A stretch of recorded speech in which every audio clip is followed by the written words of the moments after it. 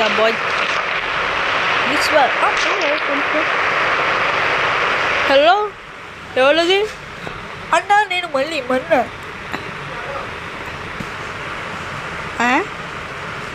అదే అన్నా నేను మీ మళ్ళీని. ఓ మళ్ళీ నువ్వా ఏంటి అంటే అదన్నా కొంచెం నాకు కొన్ని పనులు చేసి పెడతావా? ఏ పనులు?